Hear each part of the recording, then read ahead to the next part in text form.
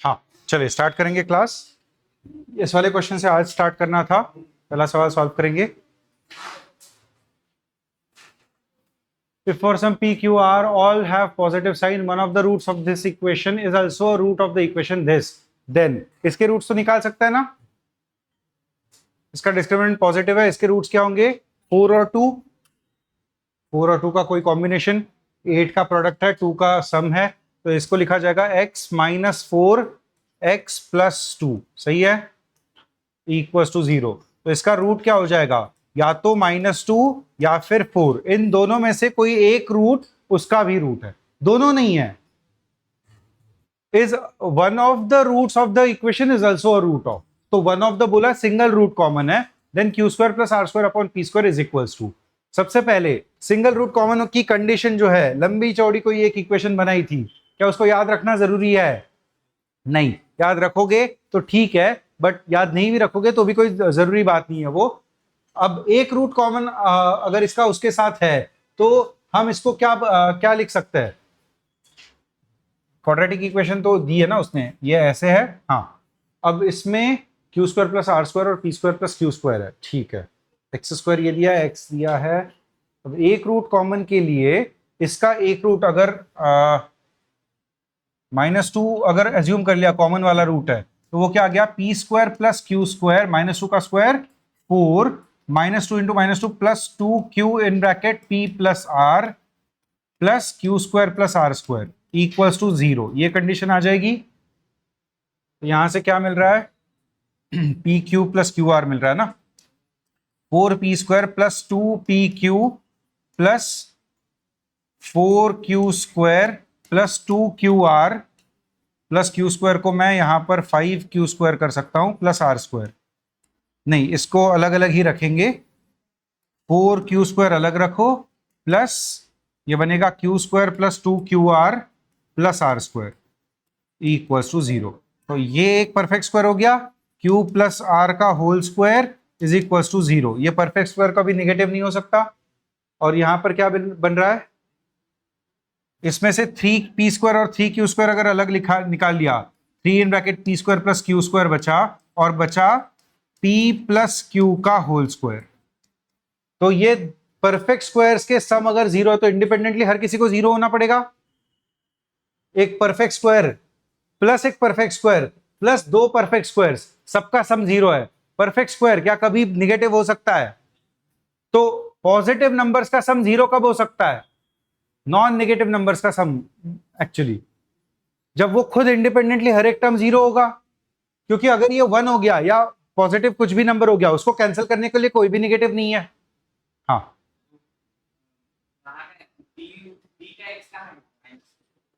Minus of -2 multiply होके, अच्छा वो 2 रखा, क्या 4 रखना चाहिए था ना इसको, ये प्लस 4q बना ना, x के जगह पर -2 माइनस ऑफ माइनस प्लस होके 2 इंटू 2 4 बनना चाहिए था, वो करेक्शन है। ऑनलाइन में कोई कुछ बोल रहा था बेटा, तो यहां पर क्या बना, कुछ करेक्शन हो जाएंगे ना फिर इसमें। क्या बना, ये प्लस 2pq के जगह पर 4pq बना, 4pq, और यहां पर बन गया plus q square plus 4qr plus are square equals to 0।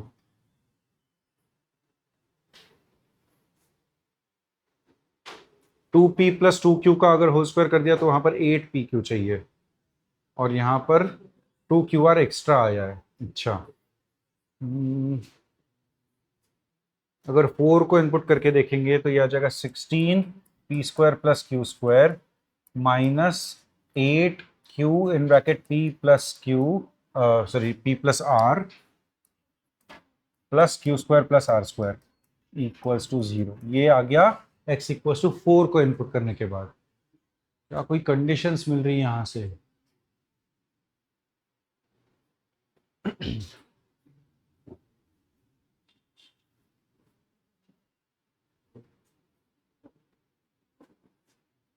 एक रूट कॉमन की कोई कंडीशन ऐसे तो नहीं होगी ना, q square plus are square upon p square, केवल पी स्क्वायर कर रहे हैं।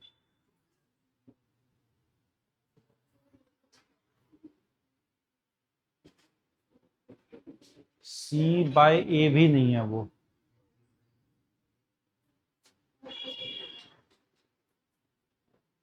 कुछ भी नहीं रहा, यहां से भी कुछ मिल नहीं रहा है।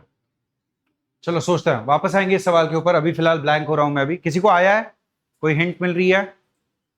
ठीक, वापस आएंगे इस सवाल के ऊपर, अगला सवाल पर आएंगे पहले। If 3 distinct members A B C are in GP, ठीक है, equations x square plus 2bx plus c and dx square plus 2ex plus f have a common root, then which of the following statements is correct. ठीक है, तो B square को मैं लिख सकता हूं ए सी, अगर वो तीनों जीपी में है तो B square equal to a c लिखा जाएगा। इसका एक रूट मान लेंगे अल्फा और इसका भी एक रूट मान लेंगे अल्फा, तो ये इक्वेशन लिखा गया A alpha square plus 2b alpha plus C equals to 0, which is also equals to D alpha square plus 2e alpha plus F. ठीक है, तो अगर मैं इसको क्वाड्रेटिक को एक तरफ लेकर आऊंगा, a minus d alpha square plus 2 in bracket b minus e alpha plus c minus f should be equal to 0, ये एक क्वाड्रेटिक बन जाएगा, इसका रूट भी अल्फा होगा। ठीक है, b square equal to a c use हो रहा है यहां पर कहीं पर।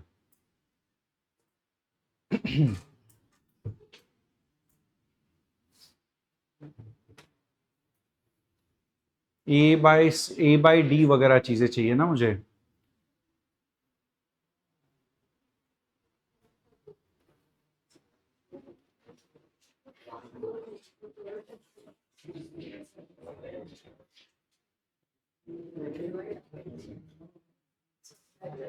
डी बाई ए या ए बाई डी और डी ई एफ, इनका रिलेशन लिखना है।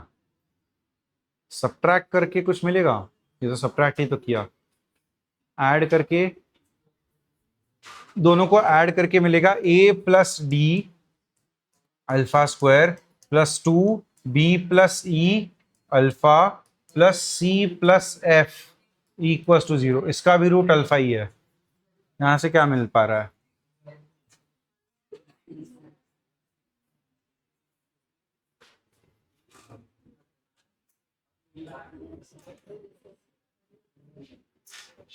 क्या कंडीशन लग रही है इन टाइप के क्वेश्चंस में? दोनों सेम ही टाइप के क्वेश्चंस है, सिंगल रूट कॉमन वाले, डायरेक्टली कंडीशन लगाने की तो जरूरत नहीं है। कंडीशन क्या होती थी, लंबी चौड़ी है, उसको याद नहीं रखेंगे।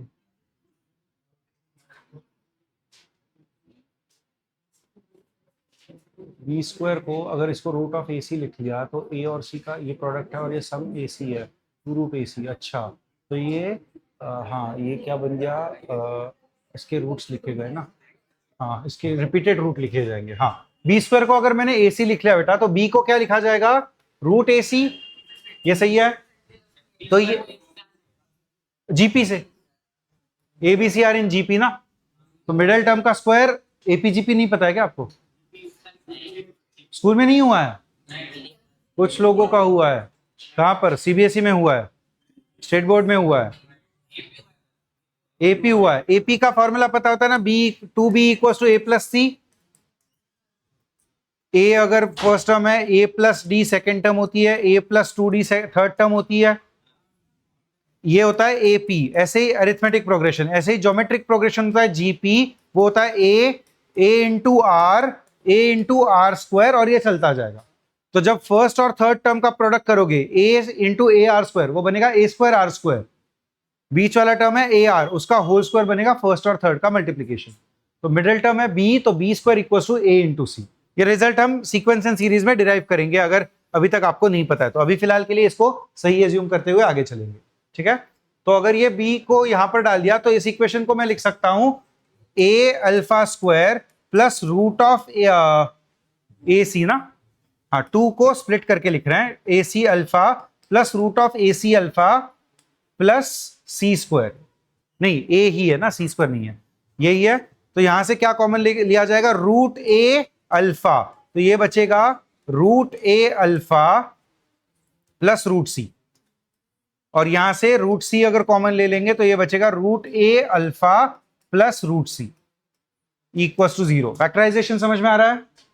तो इन दोनों में सिर्फ एक फैक्टर आ जाएगा, root a alpha plus root सी, और दूसरा रूट आ जाएगा root a alpha plus root सी आया ना, तो उसी का परफेक्ट स्क्वायर ही तो बन गया ये। हाँ, तो परफेक्ट स्क्वायर अगर ये बन गया और इसका रूट कॉमन है उसके साथ, तो दोनों ही रूट्स कॉमन हो गए, ये परफेक्ट स्क्वायर बन गया ना। परफेक्ट स्क्वायर के रूट्स क्या होते हैं? सेम रूट दो बार, और वही रूट कॉमन है, तो दोनों रूट्स कॉमन है। ये बात समझी नहीं समझी? अगर किसी क्वाड्रेटिक का एक ही रूट है बेटा और वही रूट किसी दूसरे क्वाड्रेटिक का है, तो इसके तो दोनों रूट्स रिपीट हो गए। दोनों रूट्स रिपीट होने का मतलब क्या है? क्वाड्रेटिक सेम ही है।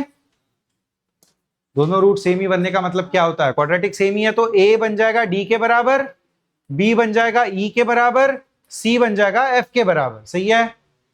तो a बाई डी क्या बनेगा? 1, b बाई e क्या बनेगा? 1, और c बाय f क्या बनेगा? वो भी 1। ये सब इक्वल टू 1 आ जाएंगे, तो 1, 1 और 1, a by d, b by e, c by f, या उसका रेसिप्रोकल। ये तीन टर्म्स एपी में रहेंगे या नहीं रहेंगे? स्टेटमेंट इज करेक्ट बोला है ना। तो df इज इन जीपी भी हो गया, ये भी जीपी हो गया, ये भी एपी हो गया। तीन ऑप्शन सही आ रहा है फिर इससे। ये परफेक्ट स्क्वायर हो गया, इसका एक रूट कॉमन है और रूट है माइनस रूट सी बाई ए। अच्छा, वो यहां पर डाल देंगे फिर? नहीं, ऐसी कंडीशन हो सकती है बेटा, दोनों सेम नहीं होंगे। ये एक क्वाड्रेटिक है जिसका एक रूट ही रिपीटेड रूट है, लेकिन दूसरा क्वाड्रेटिक कोई ऐसा भी तो हो सकता है जो सेम रूट कॉमन करके आ रहा है, उसका दूसरा रूट कुछ अलग है। तो क्वाड्रेटिक एग्जैक्टली सेम होना जरूरी नहीं है। हाँ, बट इसका जो रूट निकल कर आया, रूट क्या निकल कर आया? X equal to minus root C by root A, ये इसका रूट निकल कर आया है। यही रूट दूसरे वाले इक्वेशन में इनपुट होगा अल्फा के जगह पर। वो दूसरा इक्वेशन क्या था? इसको लिखने की जरूरत नहीं है, फिर यहां से कुछ मिल नहीं रहा था। ये दूसरा इक्वेशन था डी अल्फा स्क्वायर प्लस ई 2e अल्फा प्लस एफ, और वो इक्वल टू 0 था। तो इसको लिखा जाएगा डी अल्फा स्क्वायर क्या बनेगा?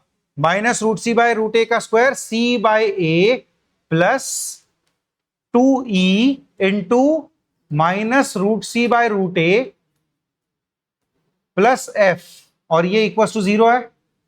एलसीएम क्या लेंगे? ए ले लेंगे, एलसीएम ए आ जाएगा। तो ये बनेगा C D plus 2e, plus के जगह पर माइनस कर दीजिएगा, यहां पर एलसीएम में रूट ए है, उसको अगर ए करना है तो रूट ए से मल्टीप्लाई डिवाइड कर दीजिएगा, तो ये आ जाएगा root A C plus F के साथ ए मल्टीप्लाई करना है, ये बनेगा ए एफ इक्वल टू 0। ये क्लियर है? ये समझ में आया सबको? इस बीच वाले इक्वेशन को रूट ए से मल्टीप्लाई डिवाइड कर दिया, नीचे बन गया ए, ऊपर बन गया रूट ए सी। सबका नीचे का रूट ए जो था वो उस तरफ इंटू 0 होकर 0 हो जाएगा। अब इस इक्वेशन को जरा सही से लिखते हैं। 2e under root of A c equals to a f plus c d, यही है।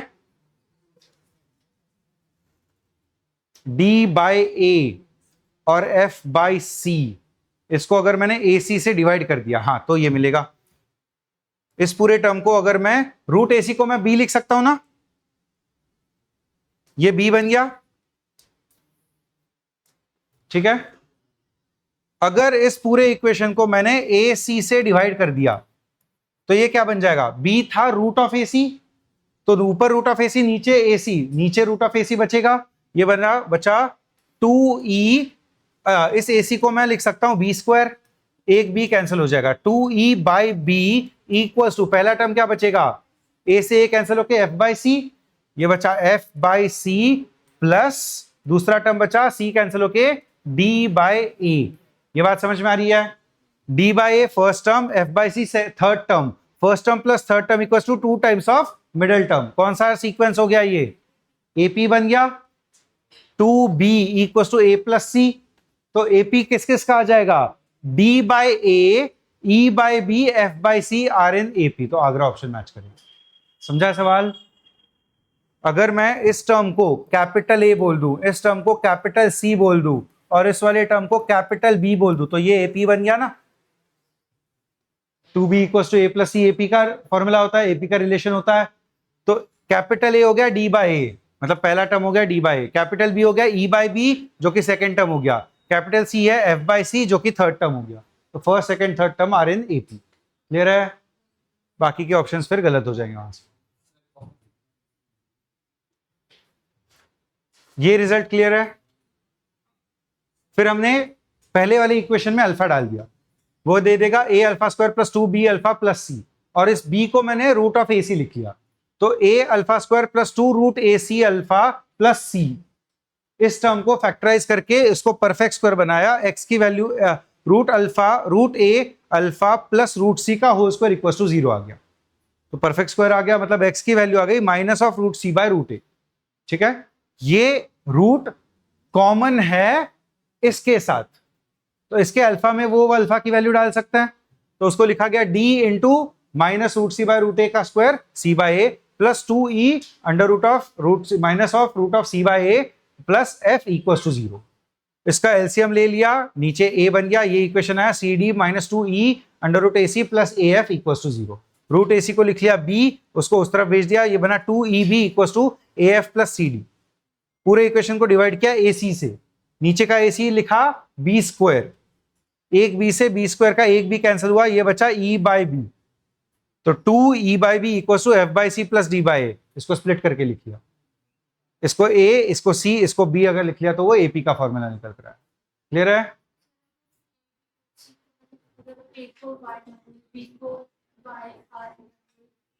ज्यादा मुश्किल जाएगा, ज्यादा मुश्किल जाएगा, डायरेक्टली रिजल्ट्स यूज कर लेंगे, आएगा वहां से भी क्योंकि रिजल्ट वहीं से आया है, बट वो ज्यादा फंडामेंटल स्टेप को यूज करके आ रहा है तो ज्यादा मुश्किल जाएगा वहां से। आगे, location of roots, number of integral values of k for which one root of the equation this lies in the interval 1 to 2 and the other root lies in the interval 2 to 3। 1 2 3, 1 से 2 के बीच में एक root, 2 से 3 के बीच में दूसरा root, ऐसा है। लीडिंग कोएफिशिएंट पॉजिटिव है तो ऐसा ही होगा।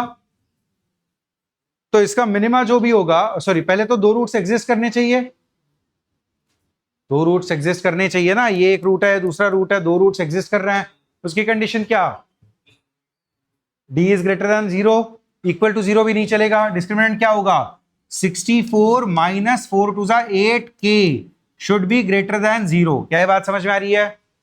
तो यहां से क्या आ गया, k इज लेस देन 8। ये बात समझ में आई सबको? पहली कंडीशन तो आ गई कि दोनों रूट्स एग्जिस्ट करने चाहिए। एक और कंडीशन क्या, एक रूट 1 से 2 के बीच में, दूसरा रूट 2 से 3 के बीच में, तो मिनिमा कहां पर, 1 से 2 के बीच में, 1 से 3 के बीच में दो रूट्स एग्जिस्ट कर रहे हैं, मतलब मैंने ये सारे ग्राफ्स बना लिए, ये सारे ग्राफ्स बना लिए ना दो रूट एग्जिस्ट करने वाले। तो अगर मुझे मिनिमा चाहिए, मिनिमा कहां पर चाहिए मुझे 1 से 3 के बीच में ही मिनिमा चाहिए, तो 1 से 3 के बीच में मिनिमा, मिनिमा कहां पर मिलती है आपको,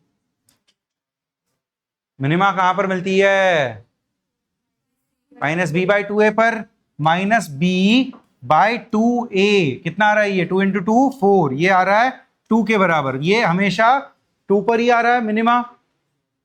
तो जाहिर सी बात है दो रूट्स एग्जिस्ट कर रहे हैं, लीडिंग कोएफिशिएंट पॉजिटिव है, मिनिमा 2 पर आ रहा है, तो मिनिमा की वैल्यू नेगेटिव ही होगी, वो कैलकुलेट करने की जरूरत है क्या, वहीं से तो k मिलेगा।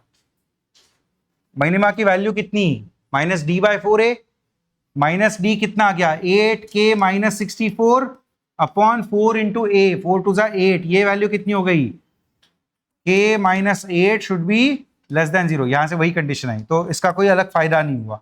ठीक है, एक रिलेशन आया वहां से, बट वो यही रिलेशन निकल कर आया, तो उससे कोई ज्यादा फायदा नहीं हुआ, उसको अलग से लिखने का कोई मतलब नहीं है। तो और एक कंडीशन अगर मुझे लिखनी है, वो कंडीशन कहां से समझ में आएगी कि रूट्स इसके पक्के से, अभी तक हमने क्या क्या डिराइव कर लिया है, पहले तो दो रूट्स है और मिनिमा 2 पर है, यहां पर मिनिमा है, दो रूट्स हैं, ऐसा कोई भी ग्राफ बन रहा है। ठीक है, वो कितना भी पास में कितना भी दूर में हो सकता है। ऐसा कौन सा एक और कंडीशन है जिससे मुझे परफेक्टली पता चलेगा रूट 1 से आगे है और 3 से पीछे है,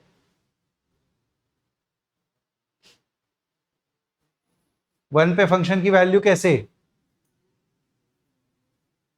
पॉजिटिव, अगर 1 पर फंक्शन की वैल्यू नेगेटिव हो गई, ये 2 का पॉइंट है, मिनिमा यहां पर है, 1 अगर यहां पर हुआ और ग्राफ अगर यहां से गया, 1 पर अगर फंक्शन की वैल्यू नेगेटिव हो गई तो रूट 1 के आगे होगा या पीछे होगा, पीछे। क्या आपको पीछे चाहिए, तो 1 पर फंक्शन की वैल्यू कैसे चाहिए पॉजिटिव, बेटा ये सब एनालिसिस आपको करना है, ठीक है। एनालिसिस से ही इसके कंडीशंस निकालेंगे। कंडीशंस याद नहीं कर रखने के लिए बोला है ना सर ने, कंडीशंस निकाले हैं हमने बट याद नहीं रखना है, उसके पीछे का लॉजिक याद रखना है। क्या लॉजिक लगा? अगर 1 पर फंक्शन की वैल्यू पॉजिटिव आई तो रूट उसके आगे है, अदरवाइज पीछे है। तो फंक्शन की 1 पे वैल्यू क्या आ जाएगी? 2 इंटू 1 का square 2 minus 8 plus K should be greater than 0। क्या आ रहा है ये? के शुड बी ग्रेटर देन, यहां पर -6 उस तरफ जाके 6। ये एक और कंडीशन आ गई। और तीसरी कंडीशन कहां पर?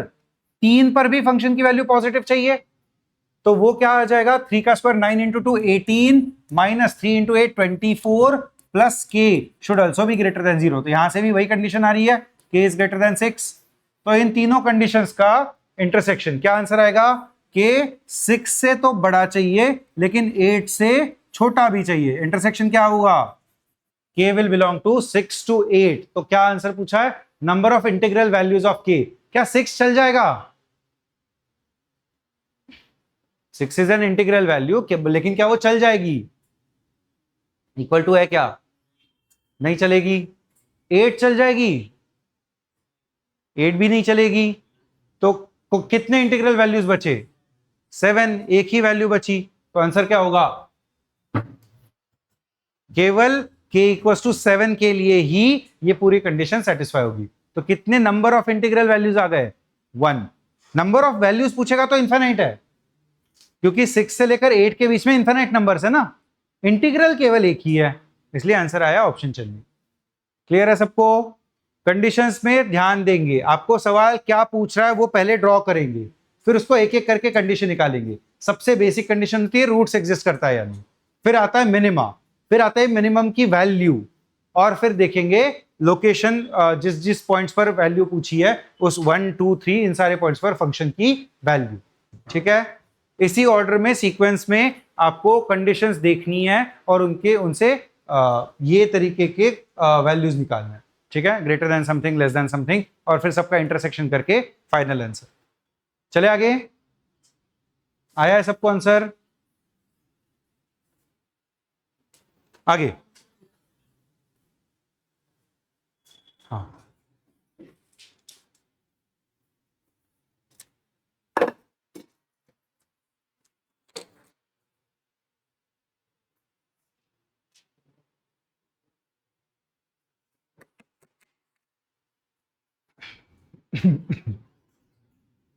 function is a quadratic polynomial such that f of -1 plus f of 2 equals to 0. One of the roots is 3, then the other root lies in. Graph plot करेंगे सबसे पहले। फंक्शन का रूट कहां पर है? 3 पे, और क्या बोला है? f of -1 plus f of 2 is equals to 0। तो f of -1 पे जो वैल्यू होगी उसकी अपोजिट वैल्यू f of 2 पर आएगी माइनस साइन के साथ। 3 पर 0 है, मान लो ये कॉनकेव अपवर्ड ग्राफ है, ठीक है। 3 पर उसका एक रूट है, मैं मान रहा हूं दूसरा रूट इसके आगे है, एज्यूम कर रहा हूं, गलत हो सकता है, गलत होगा तो दूसरा ग्राफ बना लेंगे। ठीक है, तो अगर ये ऐसे नीचे जा रहा है यहां से, तो 2 पर फंक्शन की वैल्यू कैसी होगी? पॉजिटिव। और -1 पर भी कैसी होगी? क्या इन दोनों का सम कभी 0 हो सकता है? तो मतलब मेरा एजम्पशन गलत है, तो ये पीछे ही जाना चाहिए, इसका दूसरा रूट पीछे एग्जिस्ट करेगा ऐसे। तो फंक्शन की 2 पर जो वैल्यू आएगी वो कैसी आएगी? लेकिन अब -1 पर फंक्शन की वैल्यू उतनी ही पॉजिटिव चाहिए, जो कि ऐसे ही होगा और किसी तरीके से नहीं हो सकता। ये 3 पर फंक्शन की वैल्यू 0, 2 पर निगेटिव, और ये ऐसे ही जा रहा है -1 पे ऐसे ही निगेटिव। क्या ये चलेगा? इस पे दोनों नेगेटिव हो गए, दोनों का सम 0 हो नहीं सकता, तो ये वाला भी ग्राफ गलत है। तो एक ही ग्राफ बचा इस तरीके का, तो इसका रूट किसके और किसके बीच में लाई करने लगा? -1 से 2 के बीच में लाई करने लगा, पक्के से। -1 से 0 के बीच में हम बोल सकते हैं क्या? कंफर्म नहीं बोल सकते, हो सकता है वो, ये 3 से नीचे आया, 0 से 3 से नीचे आया, यहां पर -1, ये 2, ये ऐसे होगा, ये 0 के पीछे 0 यहां पर हो सकता है ऐसे, बट क्या हम वो कंफर्म बोल सकते हैं? नहीं। क्या हम 0 से 1 कंफर्म बोल सकते हैं? हो सकता है 0 से 1 के बीच में उसका रूट हो तो सकता है, बट क्या हम कंफर्म बोल पाएंगे 1 से 3 के बीच में, 1 से 3 के बीच में भी उसका रूट हो सकता है क्या? 2 पर उसकी वैल्यू नेगेटिव हो जाएगी, -1 पर पॉजिटिव हो जाएगी। हाँ, -3 से -1 नहीं, ये तो पक्के से गलत है ना। -3 से -1 के बीच में दूसरा रूट नहीं हो सकता, क्योंकि दूसरा रूट -1 के पीछे नहीं हो सकता। ठीक है, तो ये तो पक्के से गलत है। 0 से 1 पॉसिबल है, 1 से 3 पॉसिबल है क्या? ये 3 एक रूट है। 2 पर फंक्शन की वैल्यू अगर 1, अगर दूसरा रूट मैंने मान लिया 1 से 3 के बीच में, 2 पर अगर मैंने 2 पर 0 नहीं मान सकता ना, क्वाड्रेटिक है। ये नीचे आ रहा है, या इतना तो पक्का है, ये 1 और यहां पर -1।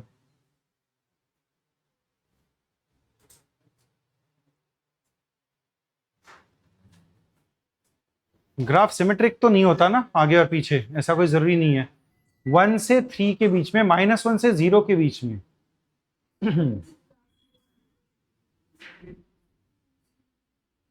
नहीं, वो मिनिमा के अबाउट सिमेट्रिक होगा क्या? मिनिमा के एक ही तरफ सिमेट्रिक होगा, ये बोल रहा हूं मैं। इधर और उधर सिमेट्रिक नहीं होगा ना, उसकी कोई कंडीशन नहीं है। और क्या condition? Other root lies in, definitely lies in कहां पर बोल सकते हैं हम? अगर -1 पे फंक्शन की कोई वैल्यू है, ये इतना तो क्लियर है, 2 पर फंक्शन की वैल्यू नेगेटिव चाहिए, -1 पे पॉजिटिव चाहिए, ये तो क्लियर है ना सबको? अच्छा, ऐसे कुछ बोला नहीं है, डाउनवर्ड भी तो हो सकता है। हाँ, ये 3 अगर है तो ये नीचे जा रहा है, 2 पर फंक्शन की वैल्यू पॉजिटिव, -1 पे निगेटिव। -1 पे जो वैल्यू है वही 2 पर वैल्यू ऐसी आनी चाहिए, ये 2 यहां पर, ऐसा भी तो हो सकता है ना। -1 से 2 के बीच में तो लाई करना चाहिए, या -1 से 0 के बीच में लाई करेगा? दूसरा रूट अगर -1 से 0 के बीच में लाई करने लग गया,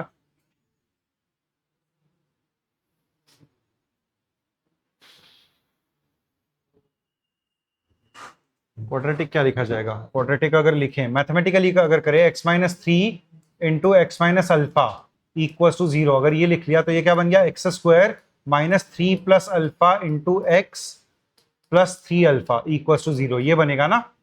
f of -1 into f of 2, ये नेगेटिव होना चाहिए। यहां से ये समझा f ऑफ -1 नेगेटिव, तो ये पॉजिटिव, तो नेगेटिव इंटू पॉजिटिव नेगेटिव ही होगा।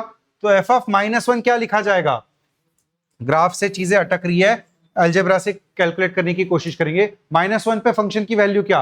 -1 का square 1 minus of -1 plus 1 in bracket 3 plus alpha plus 3 alpha, ये f ऑफ -1 हो गया, इंटू f ऑफ 2, नहीं इंटू कर रहे हैं, इंटू f ऑफ 2 अगर करेंगे 2 का स्क्वायर होगा 4 minus 2 into -2 in bracket 3 plus alpha, और ये है 3 अल्फा, ये f ऑफ 2 हो गया।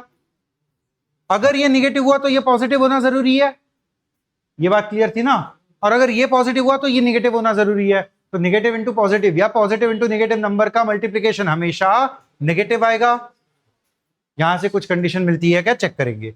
अगर ये लिखेंगे तो ये क्या आ रहा है? 3 + 1 4, 3 अल्फा प्लस अल्फा 4 इन ब्रैकेट 1 प्लस अल्फा, ये सिंप्लीफाई हो गया।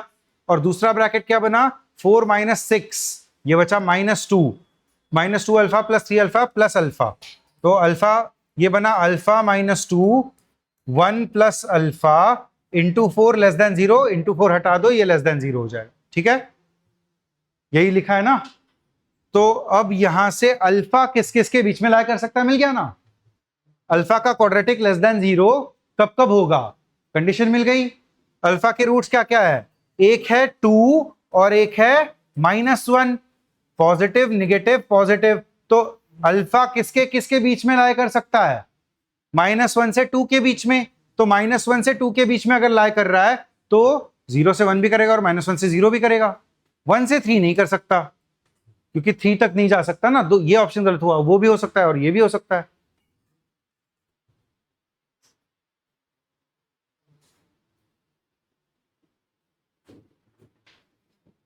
दोनों आंसर पॉसिबल लग रहा है बेटा इसके, और तो कुछ नहीं है। अलजेब्रिकली भी सॉल्व करके देख लिया, आंसर वहां से ही आ रहा है।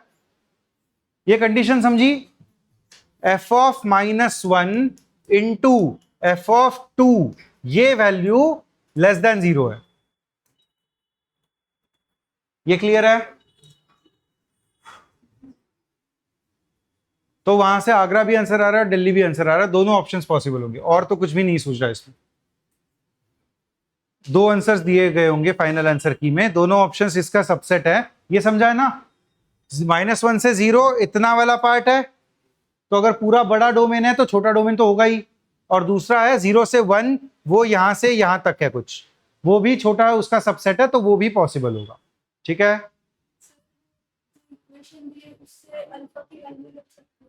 कौन से इक्वेशन से? f(-1) प्लस f(2) से मिल रहा है कुछ। f(-1) ये था, f(2) ये था, इन दोनों का एडिशन अगर हम करेंगे तो वो 0 मिल रहा है। वहां से क्या हो रहा है? 4 + 4 अल्फा मिल रहा था ना पहला, प्लस दूसरा क्या था? -2 प्लस अल्फा, तो ये आ गया 5 अल्फा, और 4 - 2 कितना? 2 = 0। अरे यहां से डायरेक्टली आ गया -2/5। हाँ सही है, सही है, यहां से डायरेक्टली आ गया, ये पूरा सोचने की कुछ जरूरत ही नहीं है। कैमरा बंद हो गया? ऑनलाइन वाले बच्चे कब बताएंगे फिर ये? आप क्लास अटेंड कर रहे हैं या नहीं कर रहे हैं? ऐसे ही मीटिंग ज्वाइन करके गायब हो जाते हैं, फिर टीचर का ध्यान आएगा तभी जाके समझ में आएगा बच्चे क्या कर रहे हैं फिर।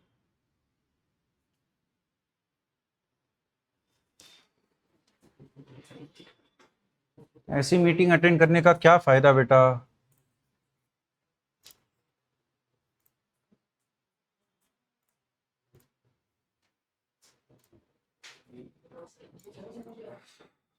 हाँ चलो, अभी चल रहा है कैमरा। हाँ ये बात समझ में आई, ये पूरा कुछ करने की जरूरत ही नहीं है, फिर हम ज्यादा सोच रहे थे, एक्स्ट्रा सोच रहे थे। सवाल काफी सिंपल है, सवाल को स्टार्टिंग से करते हैं, काफी सिंपल सवाल है, स्टार्टिंग से कर लेते हैं।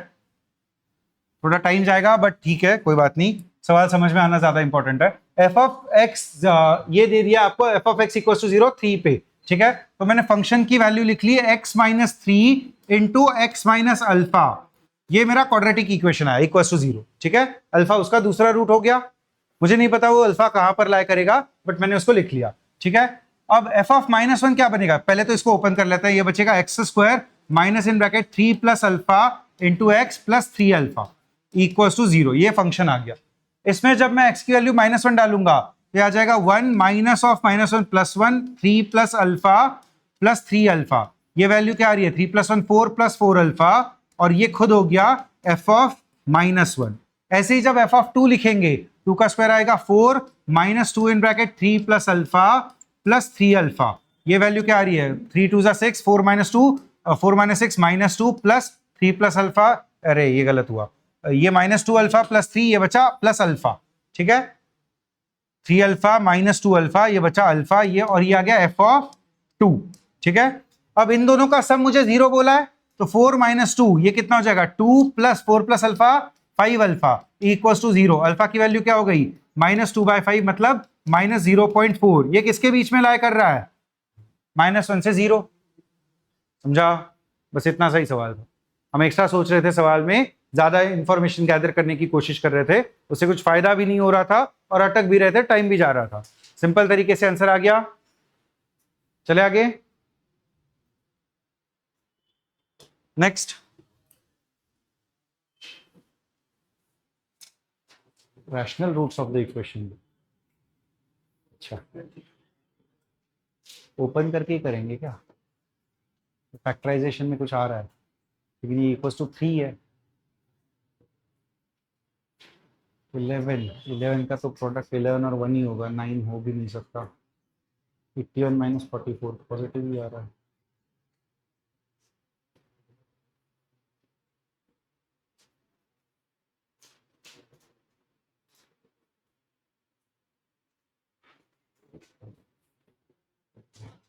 इसको अगर ओपन कर लेंगे, ये बचेगा x⁴ plus 81x² plus 121, a + b + c का होल स्क्वायर का फॉर्मूला याद है ना सबको? a² + b² + c² plus 2ab, इसका माइनस है तो -2 × 9 18x³ प्लस 2bc, तो ये -99 × 2 198x, और प्लस 2ca 11 × 2 प्लस 22x²। ये पहला वाला ब्रैकेट खुल गया, दूसरा वाला ब्रैकेट क्या था? x² - 9x प्लस 20 और ये -3 इक्वल टू 0। ये लंबा चौड़ा एक इक्वेशन बना। समझा ये? हाँ या ना? आगे सामने रेड शर्ट पक्का? किसको वाई मान के? ये और वो मैच नहीं कर रहे हैं ना। हाँ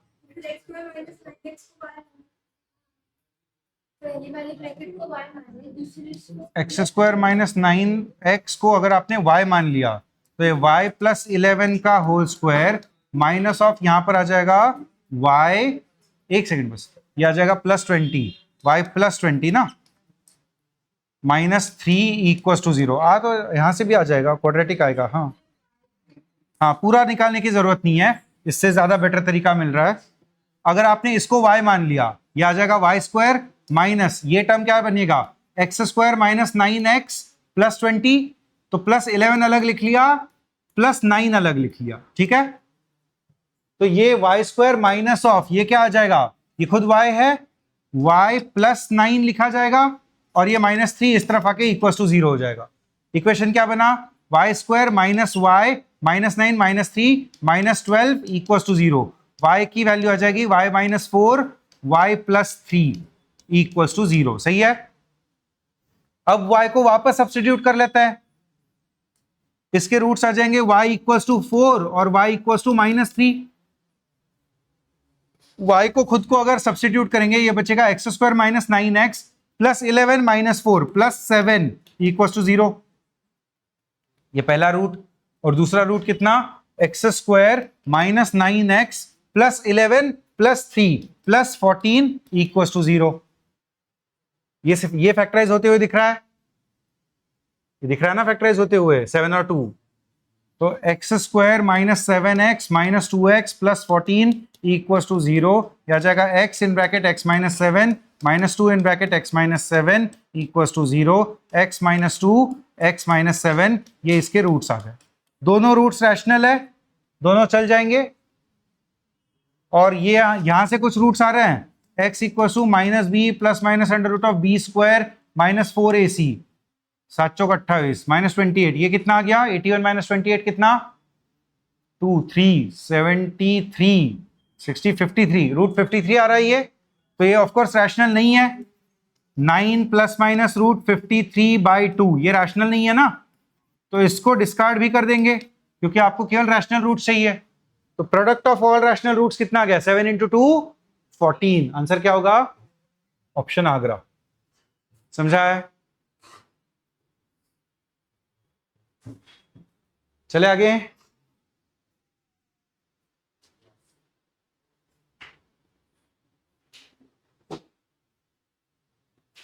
समझा?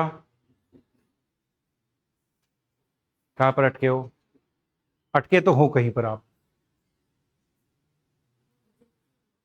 ये रिजेक्ट क्यों हुआ, क्योंकि सवाल में आपको product of all rational roots बोला है ना बेटा। Root of 53 is not a rational number, surd बनकर आया ना, ये सर्ड में इरेशनल नंबर्स आते हैं, तो ये इरेशनल बना, उसने केवल रैशनल वाला, ये रूट है, रूट है, सही रूट भी है, बट उसने सवाल में बोला product of all rational roots, इसलिए उसको कंसिडर नहीं किया। ठीक है, आगे।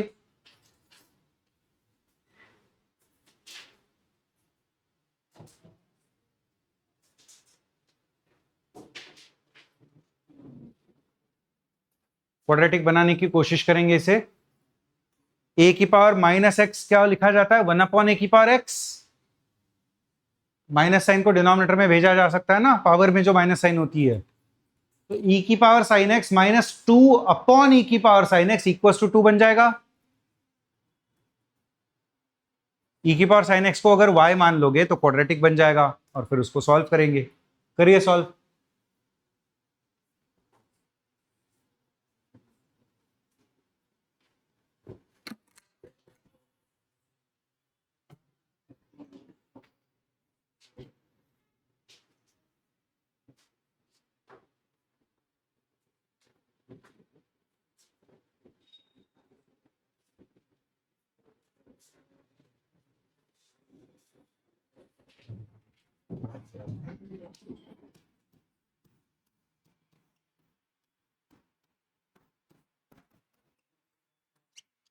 ई की पावर साइन एक्स को अगर मैंने y में एज्यूम कर लिया तो ये क्या बन जाएगा, y minus two by y equals to to.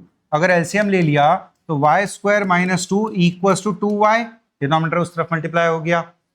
एक तरफ लेकर आ जाएंगे y square minus two y minus two equals to zero. Quadratic को सॉल्व कर लीजिए, y equals to minus b plus minus under root of b square minus four a c, four two ज़ा eight plus eight 12, 12 को लिखा जा सकता है to root three, तो ये आ जाएगा two root three upon two A. तो वैल्यू क्या आ गई, one plus minus root three, ये y की वैल्यू आ गई। और y खुद क्या था, e की power sine X equals to one plus root three, एक सोल्यूशन, और e की power sine X equals to one minus root three, ये दूसरा सोल्यूशन। करेंगे करेंगे। e की पावर में चीजों को देखना थोड़ा सा मुश्किल है, e की पावर x होता तो आसान बन जाता, साइन x है, ठीक है। तो क्या करें, e की पावर x को कन्वर्ट किया जा सकता है लॉग में, तो ये लिखा जाएगा लॉग ऑफ, या फिर बेस e है तो ln ही लिख लेंगे इसको, one plus root three to the base e equals to sine x, और ये आ जाएगा ln one minus root three equals to sine x. ये क्लियर है। लॉग का इनपुट कैसा चाहिए, हमेशा पॉजिटिव। रूट थ्री वन से बड़ा नंबर है, छोटे नंबर में से बड़ा नंबर सब्ट्रैक्ट करोगे पॉजिटिव मिलेगा या नेगेटिव मिलेगा, तो क्या ये इनपुट चलेगा, तो क्या यहां से कुछ आंसर मिलेगा, नहीं, ये गायब हो गया। और यहां से ln का इनपुट पॉजिटिव है, ठीक है, और वैल्यू कितनी है, वन प्लस 1.73, 7173 जो भी है, तो ये आ जाएगा ln का इनपुट 2.7 के आसपास। e की वैल्यू कितनी होती है, 2.3 या 2.7, 2.7 के आसपास ही। अगर ये number one plus root three two E से बड़ा हो गया तो क्या इसका कोई सॉल्यूशन होगा, क्यों नहीं होगा, साइन एक्स की वैल्यू मोर देन वन हो जाएगी। बेस से अगर नंबर बड़ा है तो e की power something more than one चाहिए। राइट हैंड साइड कभी वन से बड़ी हो ही नहीं सकती, लेफ्ट हैंड साइड वन से बड़ी है हमेशा। क्या यह पॉसिबल है किसी सॉल्यूशन के लिए, तो आपको यही कंपेयर करना है, वन प्लस रूट थ्री और e। अगर वो बराबर हो गए, बराबर तो ऑफकोर्स नहीं है क्योंकि दोनों इरेशनल नंबर्स हैं, इरेशनल नंबर कभी, दो अलग अलग इरेशनल नंबर कभी बराबर हो ही नहीं सकते, तो आपको यही जज करना है e बड़ा है या वन प्लस रूट थ्री बड़ा है। अगर वन प्लस रूट थ्री बड़ा हो गया तो नो सॉल्यूशन, और अगर e बड़ा हो गया तो तब कितने solution, one, infinite. Sine x की वैल्यू है ना, वो तो रिपीटिंग कर्व है, वो तो इनफाइनाइट बार सॉल्यूशन दे देगा, एक्स के किसी भी अलग अलग वैल्यूज के लिए सॉल्यूशन देगा। तो क्या एक आंसर हो सकता है, क्या दो आंसर्स हो सकते हैं, आंसर या तो होंगे जीरो या मोर देन टू। अब यहां पर आकर मैक्सिमम लोग अटक जाएंगे। ई की एग्जैक्ट वैल्यू कितनी है, अप टू 2 डेसिमल प्लेसेस, 2.7 के आगे 1, और रूट थ्री की एग्जैक्ट वैल्यू 1.73। तो जब आप इसको थोड़ा सा स्लाइटली एक्यूरेटली इनपुट करोगे तो ये ln बेस में आ जाएगा 2.71 और न्यूमरेटर में मतलब नंबर में आ जाएगा 2.73, तो ये वन से बड़ा number equals to sine x which is less than और इक्वल्स टू वन। तो क्या ये दोनों कभी बराबर हो सकते हैं, तो आंसर क्या होगा, जीरो। ये लॉजिक या ये चीज सूझना ही आपको इस सवाल में आंसर मार्क्स देगा। मैक्सिमम लोग यहां तक पहुंच जाएंगे लेकिन इसको एनालाइज नहीं कर पाएंगे, ठीक है। इसको एनालाइज करने के लिए आपको थोड़ा सा एग्जैक्ट डेसिमल प्लेसेस की वैल्यूज याद रहना जरूरी है। चले आगे, समझा सबको, आगे।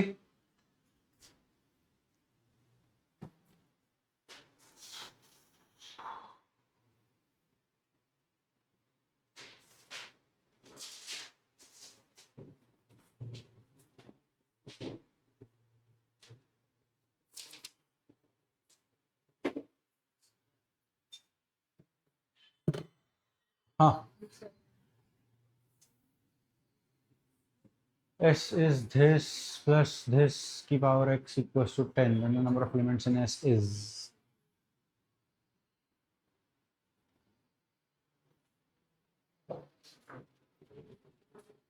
√3 प्लस √2 और √3 माइनस √2 के बीच में कुछ रिलेशन है। ए स्क्वायर माइनस बी स्क्वायर से क्या मिला? ए प्लस बी, ए माइनस बी। पावर एक्स भी तो है ना बेटा वहां पर। ए प्लस बी की पावर एक्स प्लस ए माइनस बी की पावर एक्स, ऐसा है। पावर अगर फिक्स्ड होती तो कर सकते थे फॉर्मूला वगैरह लगा के, पावर वेरिएबल है ना। कॉन्जुगेट्स के टर्म्स में सोचो थोड़ा सा, हाँ इसी टर्म्स में सोचो। √3 प्लस √2 को अगर आपने रैशनलाइज कर दिया तो क्या मिलेगा? कॉन्जुगेट से अगर मल्टीप्लाई कर दिया, रेसिप्रोकल्स है दोनों एक दूसरे के, तो एक को y मानो दूसरा 1/y हो जाएगा, फिर क्वाड्रेटिक बनेगा।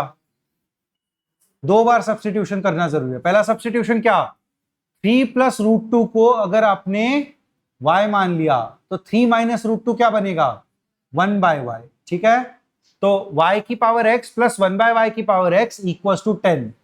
अब y की पावर x को कुछ अलग लेटर मान लो t, फिर वो क्वाड्रेटिक बनेगा।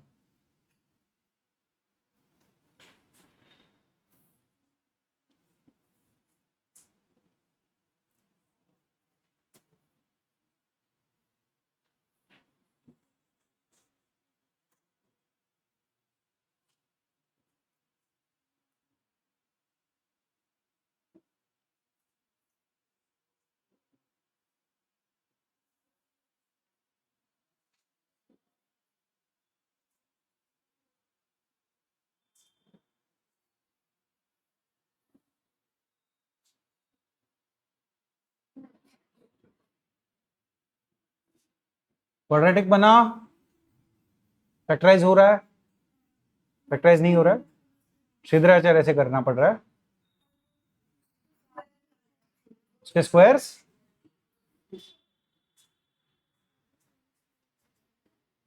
5 प्लस माइनस 2√6 है। अच्छा हाँ, तो x की वैल्यू मिल गई ना वहां से। क्या करना था पहले? √3 प्लस √2 को अगर मैंने y मान लिया तो √3 माइनस √2 आ रहा था 1/y। ये समझा है सबको? ये लिखने की जरूरत नहीं है ना, इसको अपने कॉन्जुगेट से मल्टीप्लाई डिवाइड कर दो, मिल जाएगा। ठीक है, तो ये इक्वेशन बना y की पावर x प्लस 1/y की पावर x इक्वल्स टू 10। ठीक है, अगेन y की पावर x को अगर मैंने t मान लिया तो t plus 1/t equals to 10। Quadratic आ जाएगा t square minus 10t plus 1 equals to 0। LCM लेके उधर वाले टर्म्स को इधर लेकर आ गए। ये समझा? अगर एलसीएम ले लिया तो T square plus 1 upon T बना, वो टी उस तरफ मल्टीप्लाई हो गया, 10t बना, इस तरफ आके माइनस हो गया, तो ये क्वाड्रेटिक इस तरीके से आ गया। अब इसको सॉल्व करना आ रहा है, मल्टीप्लीकेशन 1 सम 10 नहीं हो रहा है तो श्रीधराचार्य लगाते थे। t equals to minus b plus minus under root of b square 100 minus 4 96। 96 को मैं 4 इंटू 24 लिख सकता हूं, तो आ जाएगा 2√24। 24 को भी 4 इंटू 6 लिख सकता हूं, तो 4√6 आ गया अपॉन 16 6 भी तो लिखा जा सकता है ना, 4√6 हो जाएगा अपॉन 2a तो 2। तो ये वैल्यू क्या आ गई? 5 प्लस माइनस 2√6 के बराबर। ये आ गई t की वैल्यू। t खुद क्या था? y की पावर x था, y की power x equals to 5 plus minus 2√6। ठीक है, तो x can be written as ln या log, sorry, log of 5 plus 2√6 to the base 3 plus √2, √3 plus √2। सही है, एक सॉल्यूशन ये आया। दूसरा सॉल्यूशन क्या आएगा? x equals to log 5 minus 2√6 to the base √3 plus √2। यही आया। 5 प्लस 2√6 क्या उसका परफेक्ट स्क्वायर है? √3 प्लस √2 का स्क्वायर करके देखिए, इसलिए अच्छे नंबर है ये। तो 5 प्लस 2√6 को मैं लिख सकता हूं 2 times of log of √3 plus √2, इसका स्क्वायर बाहर निकाल के 2 लिख लिया, टू द बेस √3 प्लस √2। ये कितना हो जाएगा? 2, हाँ ये 1 तो इंटू 2 होके 2 हो जाएगा। ठीक है, और इसको जरा अगर आप सही से देखोगे, इसको मैं क्या लिख सकता हूं? 1 अपॉन √3 माइनस √2, तो उसकी पावर -1 बाहर निकल कर आएगी, तो ये बचेगा minus of log of √3 minus √2 का स्क्वायर, स्क्वायर बाहर निकलकर 2 हो गया, up to the base √3 minus √2। ये मैनिपुलेशन समझा है सबको? कोई है जिसको नहीं समझा ऑनेस्टली बताइए? 2 स्टेप्स एक साथ किए हैं मैंने। हाँ, 5 माइनस 2√6 को √3 माइनस √2 का होल स्क्वायर किया जा सकता है, वो 2 बाहर निकल कर आएगा। इसको मैं क्या लिख सकता हूं, बीच में माइनस और पावर -1, पावर -1 उठकर बाहर निकल कर आई, ये as it is carry forward. समझा? हाँ, तो ये अगेन फिर से 1 हो जाएगा, -2 यहां पर बचेगा, इसका एक सोल्यूशन आ गया -2, दूसरा सोल्यूशन आया +2। और कोई सोल्यूशन है क्या? नहीं है, तो आंसर क्या होगा? कितने नंबर ऑफ एलिमेंट्स? 2, एक है +2, दूसरा है -2। आंसर हो जाएगा ऑप्शन। चलिए आ रहा है, चले आगे। सवाल अच्छा है ना? क्वाड्रेटिक का ही सवाल है, बट डायरेक्टली दिख नहीं रहा है, सेट्स का सवाल लग रहा है। सवाल की शक्ल अगर देखोगे तो सवाल सेट्स का लगेगा, बट है किसका? प्योरली क्वाड्रेटिक का सवाल है। ठीक है, आगे।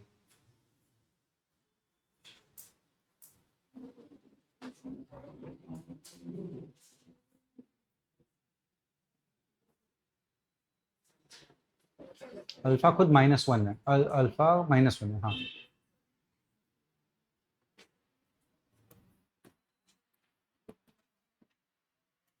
वन इंटू -1 हो गया ना ये।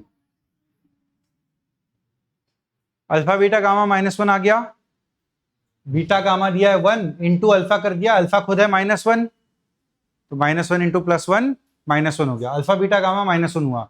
थ्योरी ऑफ इक्वेशन से बताइए, क्यूबिक इक्वेशन में प्रोडक्ट ऑफ ऑल रूट्स क्या होता है? c/a माइनस d/a ना, उसमें 4 टर्म्स आते हैं ना, ax³ plus bx² plus cx plus d, तो -b/a plus c/a minus d/a। ठीक है, प्रोडक्ट ऑफ रूट्स क्या है? -d/a, वो यहां पर क्या है? Minus of constant term c/1, तो c की वैल्यू मिल गई, ये खुद क्या आ गया? -c/1 आ गया ना, ये समझा? तो c की वैल्यू कितनी निकल कर आई? 1, तो क्वाड्रेटिक क्या आया? b की वैल्यू नहीं मिली है ना अभी तक, क्यूबिक आ गया x³ प्लस bx+1 = 0, ये मेरा क्यूबिक इक्वेशन आया। ठीक है, ये समझा है सबको? अब और क्या दिया है? b³, अच्छा ये चीज पूछी है, बीटा गामा दिया है 1, अल्फा बीटा गामा मिल जाएगा, alpha beta plus beta gamma मिलेगा क्या? नहीं, alpha plus beta plus gamma b है ना, -b है, alpha plus beta plus gamma ये कितना है? -b के बराबर। थ्योरी ऑफ इक्वेशन से फिर से x², हाँ ये 0 है, x² का कोएफिशिएंट 0 है ना, और alpha beta plus beta gamma plus alpha gamma ये वैल्यू कितनी है? b/1। इस इक्वेशन में -c/a, बट वो c यहां पर b दिया है ना, तो ये आ जाएगा b के बराबर। ठीक है, तो इस इक्वेशन से मैं लिख सकता हूं alpha plus gamma equals to -beta. Alpha plus gamma लिखेंगे क्या? चलो यूज कर लेंगे, बीटा गामा पता है मुझे कितना है? 1 है, इन दोनों में से क्या कॉमन आएगा? अल्फा कॉमन आ जाएगा, मुझे बीटा प्लस गामा चाहिए। हाँ, अल्फा प्लस गामा नहीं, बीटा प्लस गामा लिख लीजिए। बीटा प्लस गामा क्या मिलेगा? -अल्फा, तो इसको मैं क्या लिख सकता हूं? 1 plus alpha into -alpha, 1 minus alpha square. सही है, और अल्फा मुझे पता है -1 है, अल्फा स्क्वायर कितना? +1, तो 1 माइनस ऑफ +1 कितना आ जाएगा? तो b की वैल्यू क्या आ गई? 0। ये समझा?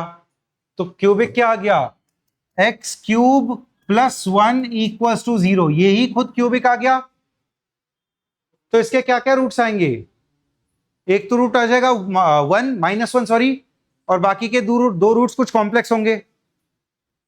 x³ = -1 आया है ना, एक तो रूट आ गया -1, बाकी के 2 रूट्स कुछ गंदे होंगे, है ना, कॉम्प्लेक्स रूट्स होंगे कुछ।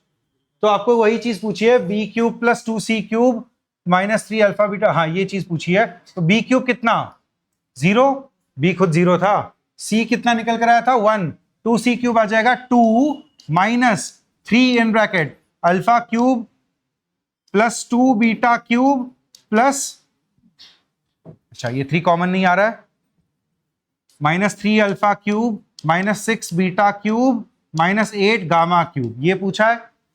इसमें से एक root alpha beta gamma root से ना एक रूट क्या निकल कर आया, -1। अल्फा को लिख लो -1, अल्फा को नहीं गामा को लिख लेते हैं क्योंकि 3 का मल्टीपल है, अल्फा बीटा उधर यूज कर लेंगे। गामा को अगर मैंने -1 लिख लिया, -1 का क्यूब -1 इंटू -1, ये बन गया 8, 8 + 2 आया 10, -3 in bracket alpha cube plus 2 beta cube, ये बचा। अब मुझे अल्फा और बीटा की वैल्यू चाहिए, उसके लिए मैं इसको लॉन्ग डिवीजन कर सकता हूं। x³ + 1 को अगर मैंने डिवाइड कर दिया x + 1 से, x + 1 उसका एक फैक्टर है ना, तो मुझे बचा हुआ फैक्टर मिल जाएगा जो कि एक क्वाड्रेटिक होगा, और फिर मैं उसके रूट्स लिख सकता हूं।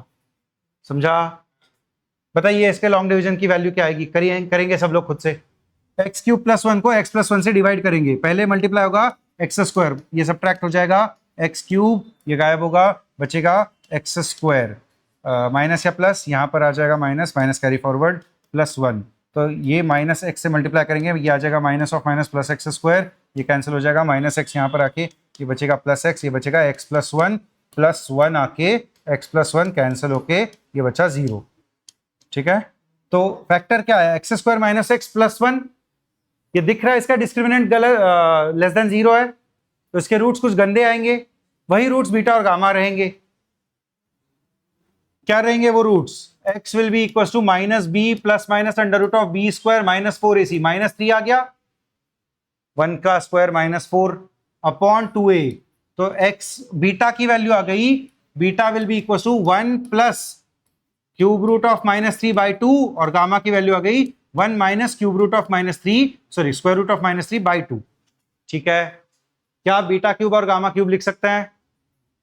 लिखिए, वहां पर सब्स्टिट्यूट करिए, बताइए फाइनल आंसर क्या आ रहा है।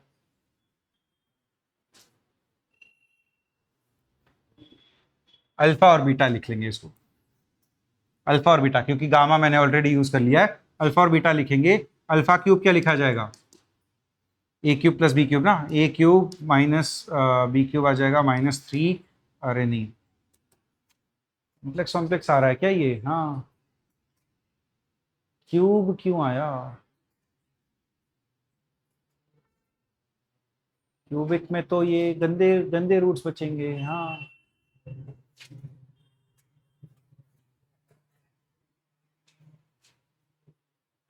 स्क्वायर होता तो भी ठीक था, क्यूब में तो ये बचेगा और ये कॉम्प्लेक्स होगा। अच्छा ऐड वगैरह होके गायब हो रहा है क्या, देखते हैं। पहले तो डिनोमिनेटर में 8 आ जाएगा, a³ + b³, a - b का होल क्यूब क्या होता है, a³ - b³ -3ab in bracket a - b ना, -b³ लिखा जाएगा -3 √(-3), ठीक है, स्क्वायर करके a³ - b³ -3ab ना, -3a into b cube √(-3) into a - b, 1 minus of cube √(-3), ये बचा। तो इसको क्या लिखा जा सकता है, 1 + 3 √(-3), ये बचेगा -3 √(-3), और ये बचेगा माइनस ऑफ माइनस +3, ये √(-3 इंटू √(-3) -3। हाँ ये अच्छा आ गया ना, ये दोनों आपस में कैंसिल हो गए, और ये क्या बचा, 1 - 9 + 1 -8/8, ये आ गया -1, अल्फा क्यूब -1 आया, समझा? ये दोनों कैंसिल होते हुए समझ में आ रहा है। ये वैल्यू क्या आ गई, 3 × -3 -9 + 1 -8 अपॉन 8 -1, तो अल्फा क्यूब आ गया -1।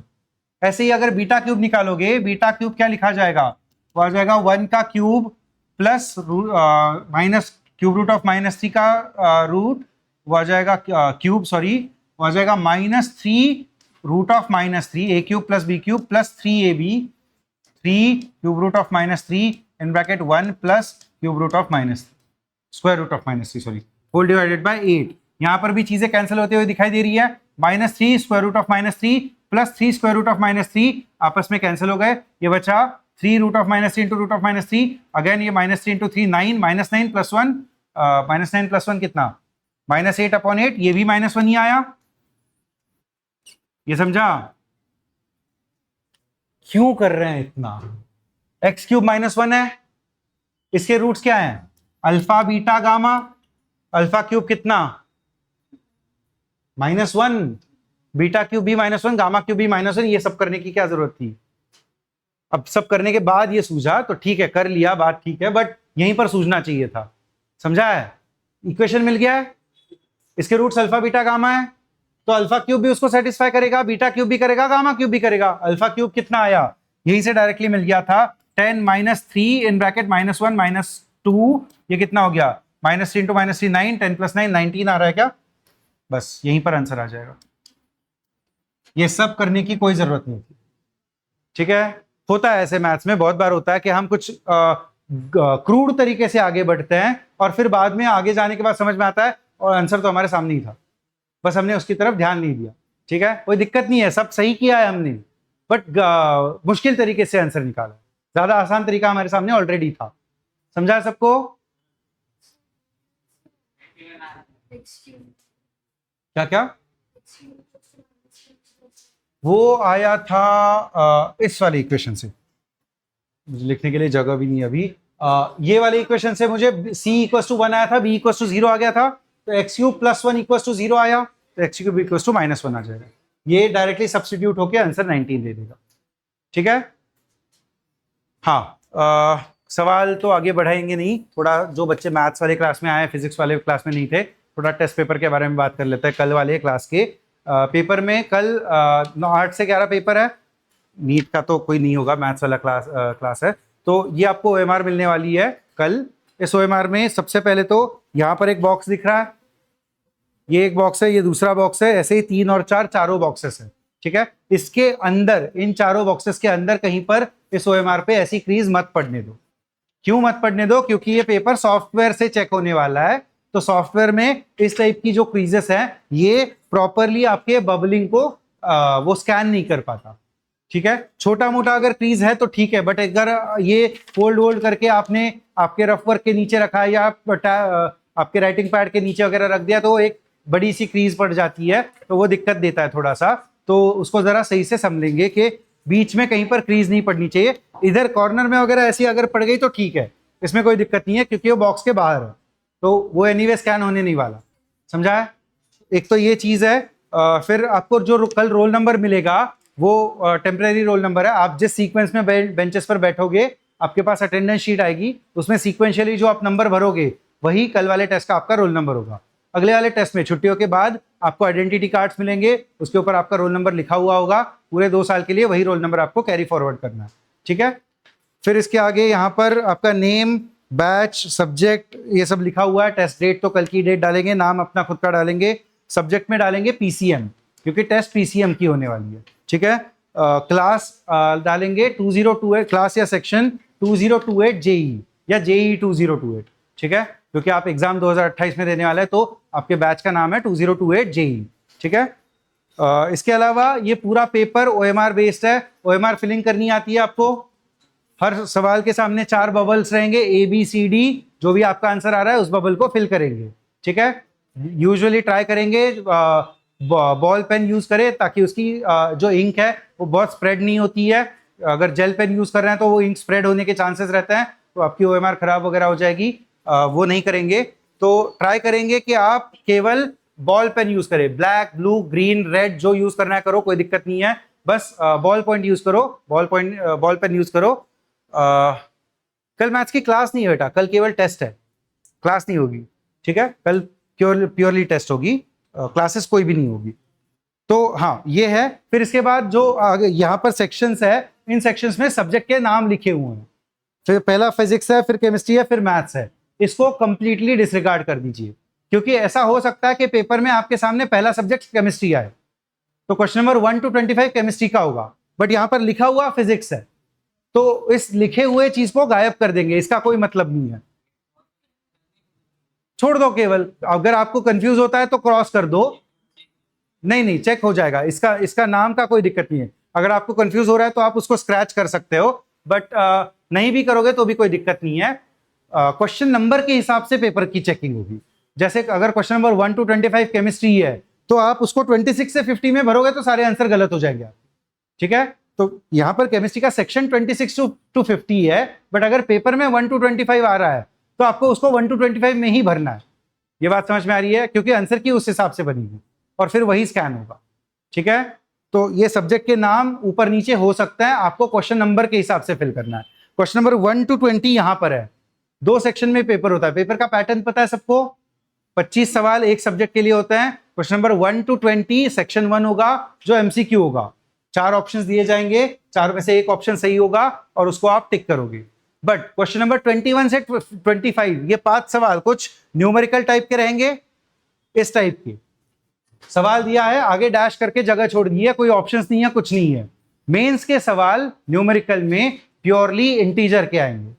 अब वो इंटीजर 1 डिजिट हो सकता है, 2 डिजिट हो सकता है, 5 डिजिट भी हो सकता है, उसके ऊपर लिमिट नहीं है, ठीक है। बट वो हमेशा इंटीजर होगा। 28.22 आंसर नहीं आएगा आपका, आएगा तो 28 आएगा, नहीं तो 29 आएगा, और 5055 भी आ सकता है। तो आपके पास ऐसे कोई लिमिटेशन नहीं है, 0 से 9 तक ही आंसर आएगा ऐसा कोई कंपलसरी नहीं है। इंटीजर सिंगल डिजिट नहीं है, मोस्टली सिंगल डिजिट होंगे, बट आप उसके भरोसे नहीं बैठ सकते, ठीक है। मोस्ट ऑफ द क्वेश्चंस के आंसर्स सिंगल डिजिट होंगे, लेकिन आप उसके भरोसे नहीं बैठ सकते। हमने कुछ सवाल किए भी है जिसमें आंसर्स 58, 26 ऐसे कुछ आ रहे हैं, ठीक है। तो बड़े नंबर्स भी आपके आंसर्स में आ सकते हैं, उनको इन सेक्शन में भरेंगे। ये 21 से 25 है, 46 से 50, 71 से 75, ठीक है। ये 5-5 सवालों का इस तरफ का सेक्शन है। पहले 20 क्वेश्चंस 1 to 20, 26 से 45, 51 से 75, 70, ठीक है। ये 20 क्वेश्चन, एक सब्जेक्ट ऐसा, दूसरा, तीसरा, ये एक एक सेक्शंस रहेंगे। न्यूमेरिकल में आपको ऊपर बॉक्सेस दिए हुए हैं, उन बॉक्स में राइट साइड से फिलिंग शुरू करेंगे, सॉरी लेफ्ट साइड से फिलिंग शुरू करेंगे। सबसे इस वाले बॉक्स से, पहला वाला बॉक्स तो खाली छोड़ेंगे क्योंकि उसके लिए केवल माइनस साइन है उसके नीचे बबल करने को। तो minus sign usually negative answer आता नहीं है कभी, अगर आएगा भी तो भी वो मॉड पूछेगा आपको। तो पहला बॉक्स हमेशा खाली छोड़ेंगे, दूसरे वाले बॉक्स से फिल करना शुरू करेंगे। उसमें भी 0 नहीं है, तो अगर आपका आंसर 0 आ रहा है तो आपको तीसरे वाले बॉक्स में फिल करना है। 1 से 9 कुछ आ रहा है तो वहां से स्टार्ट करेंगे, और अगर डेसिमल वगैरह आ रहा है, जो यहाँ पर तो नहीं आएगा बट उन्होंने एक ऑप्शन दिया हुआ है डेसिमल को फिल करने का, तो डेसिमल भी वहां पर फिल किया जा सकता है। बट डेसिमल आएगा नहीं तो उसकी कोई जरूरत नहीं है आपको। ये OMR आपको पूरे 3 घंटे के लिए मिलेगी, ट्राई करेंगे इसके ऊपर कोई क्रीजेस वगैरह नहीं आए। रोल नंबर आपको कल ही पता चलेगा, वो ड्यूरिंग द एग्जाम में फिल करेंगे। ट्राई करेंगे टेस्ट के दौरान कोई चीटिंग वगैरह ना करे, करने की कोशिश करोगे तो पकड़े जाओगे। चारों CCTV कैमरास चालू रहेंगे, नीचे कोई ना कोई मॉनिटर करते हुए रहेगा। क्लास में कंटिन्यूसली विशाल भैया और सुशांत भैया घूमते रहेंगे। स्मार्ट वॉचेस अलाउड नहीं है, मोबाइल फोन्स अलाउड नहीं है। अगर ला रहे हो तो साइलेंट करके बैग के अंदर रखेंगे, जेब के अंदर भी नहीं रखेंगे, बैग सामने रखेंगे यहाँ पर, क्योंकि फाइनल एग्जाम के यही सारे रूल्स हैं। तो हम पहले एग्जाम से ही फाइनल एग्जाम को एग्जैक्टली जितना पॉसिबल है उतना हम कॉपी करने की कोशिश करेंगे, उसी माहौल को रिपीट करने की कोशिश करेंगे। हाँ, कंप्यूटर बेस्ड टेस्ट हम ले नहीं सकते क्योंकि उतना कंप्यूटर से होंगे नहीं, तो फाइनल एग्जाम तक हमारे यहाँ पर चलने वाले सारे test pen and paper based ही होंगे। बट जब रिवीजन स्टार्ट होगा 12th स्टैंडर्ड का, तब आपको आपके घर पे बैठकर मॉक टेस्ट देने के लिए एग्जैक्ट सेम सॉफ्टवेयर के ऊपर ऑनलाइन टेस्ट डाले जाएंगे। उसकी अभी कोई जरूरत नहीं है। कंप्यूटर बेस्ड टेस्ट का जो एक्सपीरियंस आने की जरूरत है वो आप एंड में भी एक्सपीरियंस उतना गेन कर सकते हैं। अभी आपको सब्जेक्ट नॉलेज सीखना है, तो अभी केवल आपको सब्जेक्ट में मार्क्स इंप्रूव करने के पीछे जाना है। एग्जैक्ट कंप्यूटर बेस्ड टेस्ट की अभी कोई जरूरत नहीं है। हर बेंच पर एक ही बच्चा बैठेगा, बड़े वाले बेंचेस पर 2-2 बैठ सकते हैं, छोटे छोटे बेंचेस पर एक ही बच्चा बैठेगा। हर किसी को मॉनिटर किया जाएगा कैमरा से, तो कोई ट्राई नहीं करेंगे कि आप कोई चीटिंग वगैरह करो। अभी तक स्कूल में थोड़ा सा इन्विजिलेशन लीनियंट होता रहता होगा, अगर नहीं होता था तो अच्छी बात है, लेकिन अगर होता था तो उस माहौल से थोड़ा सा बाहर निकलेंगे, क्योंकि ये आपकी इंडिपेंडेंट जर्नी है पूरी 2 साल की। यहाँ पर जो भी आपका स्कोर आएगा वो आपका खुद का होगा, और उसी से आपको अपना खुद का कॉलेज मिलेगा आपके कैलिबर के ऊपर। फाइनल एग्जाम में चीटिंग करने का कोई चांस ही नहीं है, क्योंकि एक तो रैंडम सेट्स आएंगे। सबसे पहले तो आपको रैंडम डेट्स मिलेंगी, अलग अलग शिफ्ट्स में पेपर होता है, कोई भी शिफ्ट आपको मिल सकती है। उस शिफ्ट में भी आपके साइड में बैठे हुए बच्चे का सेम पेपर नहीं होगा। आपका पहला सब्जेक्ट फिजिक्स होगा तो उसका केमिस्ट्री होगा। आप अगर गलती से वो सेम भी आ गया तो भी आपका पहला क्वेश्चन जो होगा वो उसका पहला क्वेश्चन नहीं होगा। अगर वो भी गलती से सेम आ गया तो भी आपका जो ABCD ऑप्शन है वो उसका CDBA होगा। तो इतना ज्यादा तो आपको देखने नहीं मिलने वाला, ठीक है। इतना पहले तो होगा भी नहीं, हुआ भी तो भी वो आपको जज करना होगा। इतना देखने का टाइम भी नहीं मिलेगा। वहां पर भी कैमराज होंगे, वहां पर भी लोग घूमते हुए होंगे, और वहां पर कैमराज में यहां तक आपकी दीवार आती है, तो आपको ये करके देखना होगा। इतना तो कोई करने नहीं देने वाला ना आपको।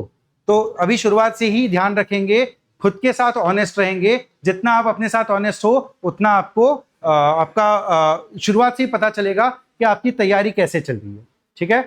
तो कल टेस्ट है 8 से 11। अगर आप केवल फिजिक्स, केवल मैथ्स, केवल केमिस्ट्री का भी क्लास कर रहे हैं तो भी आपको तीनों टेस्ट, 3 घंटे के लिए बैठना है। भले आप उस एग्जाम में कुछ भी अटेम्प्ट ना करो, 3 घंटे बैठने की आदत लगाओ, एटलीस्ट उतना करो।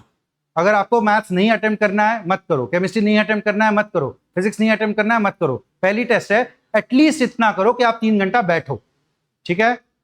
ट्राई तो करो कि मैक्सिमम क्वेश्चंस अटेम्प्ट करोगे, तभी उसी से आपको टोटल स्कोर आपका जज करना पॉसिबल होगा।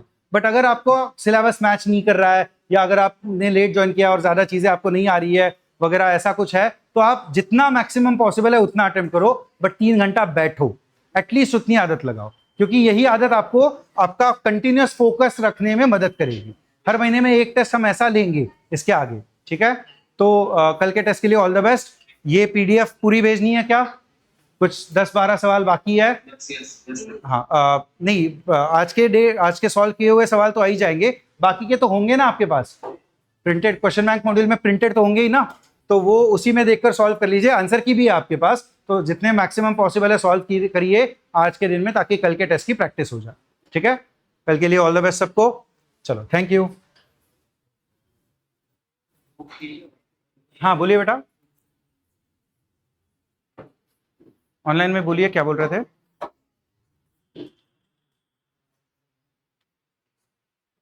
चलिए ठीक, थैंक यू।